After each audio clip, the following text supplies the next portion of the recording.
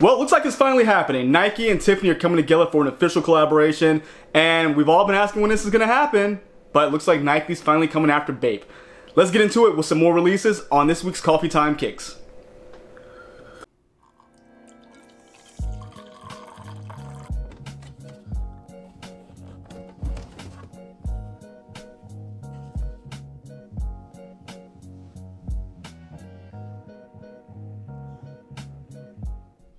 Welcome everybody to another episode of Coffee Time Kicks. I know you've been anticipating this episode just like you've been anticipating GoldenEye coming back to the console. Or maybe not that much. Alright, regardless, my name is Mike from sneakerhistory.com and we are back with another episode. And guys, you know what? First things first, we got the coffee right here. And you know what? I think HEB might have to start paying me because this is another bag of you guys' coffee. This one's going to be the Cafe au Lait commemorative. And this is going to be the caramel coconut and medium roast. Pretty solid. Again, if you guys can order it or near HEB, go ahead and try it out. I mean, pretty awesome. I think they're kind of putting a monopoly on their coffee out where you only have their stuff. But I mean, I'm going to have to venture out because you guys were kind enough to send me some coffee recommendations. But let's get right into the news. And first things first, guys, we talked about in the intro, Nike and Tiffany are coming together for an actual collaboration. Now, I know everyone is familiar with the Tiffany Dunk that was brought to us by Nicky Diamonds and his brand Diamond Supply. And I don't know if Tiffany Co was too happy about this collaboration because it wasn't something they put together. But they put those differences aside and Nike and Tiffany have, I guess, made amends maybe to where they're coming out with an Air Force One this year. Now, this Air Force One is not as flashy as the Nike the Diamond Supply Dunk, but it is actually very clean. It is going to be, looks like an all kind of charcoal black nubuck upper that has the Tiffany color swoosh and tumbled leather with some Tiffany hits on the tongue. And it looks like this Tiffany like silver branding on the back that has some information about the store, the roots of the store where, when it started. But it looks really cool. And I'm really interested to see who this reaches out to because already, Air Force One heads, sneaker heads, they're going to want to get this shoe.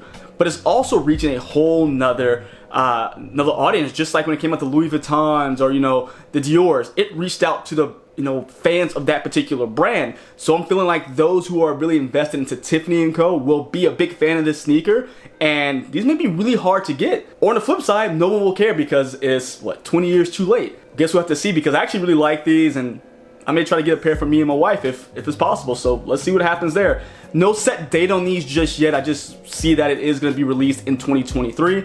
And just like any other episode, guys, I will have the sources, the articles I pulled this information from, so that we're able to check it out. Now, let's get into the big story. I know we only have two stories today, but I want to get into the big story because everyone's been asking about it. With Nike going after everyone with their legal team, they've been going full force with, Kai Kicks, John Geiger. I think even Adidas had an issue not too long ago. But Nike is not stopping, and the one brand we thought may have been untouchable is being touched. That sounds weird, right? But anywho, Bape. You guys all know Bape. You know Nego. You know Pharrell. All the big era of Bape and the Bape stuff. And we thought Nike was cool with it. It's been going on for so long. I think since 2005. Bape has been putting out the Bape stuff, the skate stuff, the court stuff, all these different models that resemble Air Force Ones, Dunks, and Jordan 1s. But it seems like Nike is not too keen on it anymore, and not necessarily because of the models. Seems like they were okay with it as long as they were being done at a very low level, very sporadic as they had mentioned. But as of 2021, Nike says that they have been basically ratcheting up the production and sales, and at this point is basically becoming a confusion for the consumer, basically giving them unwanted competition in the area of selling Air Force Ones, Dunks, and of course Jordan 1s. Now, this is crazy because, again, it's been going on for so long, and now we're hearing that at some point Nike has actually reached out to Bapesta to really stop making the models and stop infringing on their intellectual properties. But Bape's like, we'll just keep going and see what happens. And I mean, for 18 years, they've been going strong. I mean, even now we have those Jown collaboration. We had another Marvel collaboration that just dropped, and they're not making them in huge quantities like they would at Air Force One, but I guess they're big enough quantities to become a threat to Nike, to really get on their radar. And it probably doesn't help that Bape does a lot of collaborations with, Adidas. I mean, that's probably just kind of icing on the cake. They're selling shoes that look like Nikes, doing business with Adidas. Probably not something that Nike's a big fan of, but it's really weird to me. It's just, they've been doing this for 18 years and no one said a word until now. So Nike just wants to eliminate every bit of competition, and if you're even remotely looking like their product, the legal team's ready to roll. They're gonna go ahead and slap anybody with the lawsuit they can. Now I'm really interested to see how this goes. I mean, at the Bape, again, the Bape has been around for 18 years at this point. What's going to happen? Will they make them stop? Will they come to an agreement and now start working together? What will happen at this point? Because it's weird that after so long, Nike decides, you know what, it's the right time now. Because again, that increased production and increased sales has really gotten Nike not really a fan. But in all honesty, Air Force One is legendary. We all know that. I got you. I have a couple pairs. I'm not the biggest fan. But if both sneakers were put in front of me, I would definitely choose the Bape because it's just different. You know, I've always been a fan of Bape and, you know, the people surrounding that brand, like getting Ego and Pharrell. But I think that's probably the issue. I think when I'm saying it out loud, I think that's the issue, that more people would probably say, oh, dude, the Bape, I would like that because of the cool colors and things they're doing with it. And Nike doesn't quite like that. So we'll have to see what happens, because it seems like so far everyone's been settling out of court with Nike. I just want to know what that settlement would look like, because I don't see Bape really backing down too easily on this one. Not that I know them personally by any means, but I just don't see them stepping down because they've been doing it for nearly 20 years.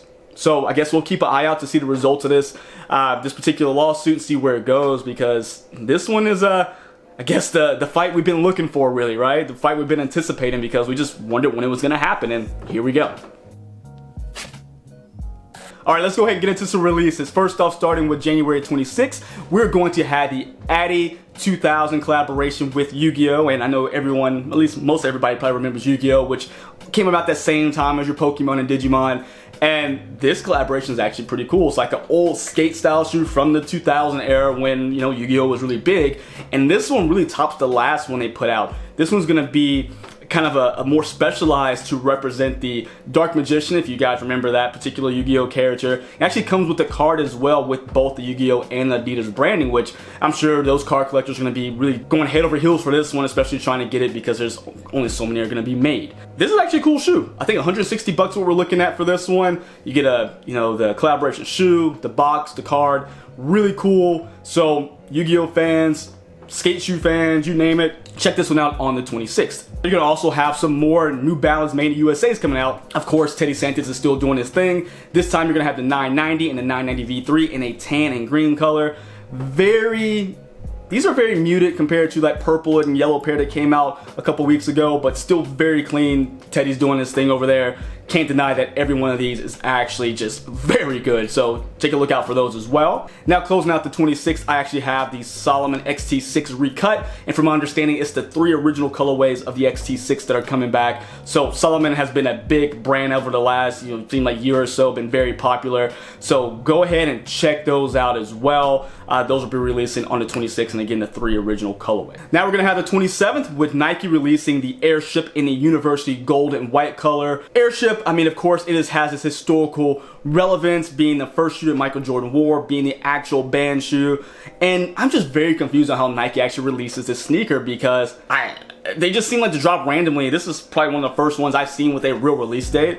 I don't know if they will sell out. It's just a white and gold shoe that's almost a Jordan 1 basically, but I know those historians out there, those purists who like to have those sneakers that Michael Jordan wore, will definitely be in line, whether it be online or in physical person, to get these sneakers. So keep an eye out for those. I think they're going to be releasing for, I think, 150. So keep an eye out for those. And then the last sneaker we have on our releases will be the Adidas Bad Bunny Campus, releasing on the 31st of January. This is actually really nice, probably my favorite of the group releasing. This is going to be an all-white reimagined campus that looks like it's made up of both suede and smooth leather. I mean, the Bad Bunny collaborations have been pretty solid so far, no complaints on this end, and the fans seem to like them as well. So for all those Bad Bunny fans, those Adidas fans, go after them. I know these are going to be pretty tough to get, so make sure you're ready to go on the Confirmed app.